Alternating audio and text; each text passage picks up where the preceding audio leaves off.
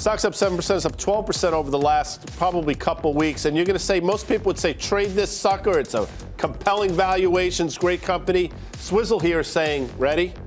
Faded. Put up that graphic right there. See, it's faded.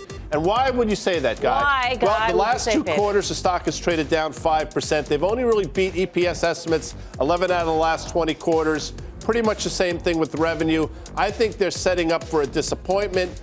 I'm in the fade camp. I'm definitely trading this one. I'm the most excited about these names. Look, the fact that this company continues to generate $4 billion in free cash flow. Wait. We have to issue a correction. Okay, there we go. Thank you. Whoa. Go ahead. Whoa. We're looking out for you. Ultimately, this is a company, despite all of the negative chatter about the price action of the company, they've actually continued to perform. They gave us updated numbers. 2019 at $6.70 a share. This is 5.7 times earnings for a company that's invested massively in autonomous. It's very well run. Mary Barra is my candidate to run for president, as far as I'm concerned. I love this company. I'm going to say fade this one as well. It's so far across the board faded. This one technically is challenged as well. And no one's complaining about the revenues. No one's complaining about their streaming, ESPN, their Disney. They're going to be successful.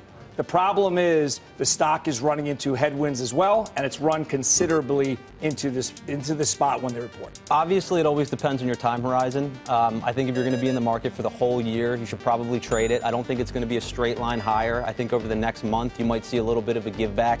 You have 85% of names right now trading above their 50-day moving average, so maybe a little bit overbought. The V bottom that we've seen, not the norm. So if we give a little bit back, I think that makes some sense. Once the market starts to turn its attention to earnings, we do believe earnings are going to be able to grow. With the Fed now out of the way, you can probably maintain the multiple expansion we've seen so far at the very least. And then interestingly, January, when you have strong Januaries, you usually have strong full years, right? 2018, the big exception there. The big difference is in that 2018, via the Conference Board survey, 51% of investors expected higher stocks a year later. That 51% is the highest reading we've seen in over a decade by a long shot. Today, only 31%. So I think some of that exuberance has come out of the market, and I think that's a good setup for the year.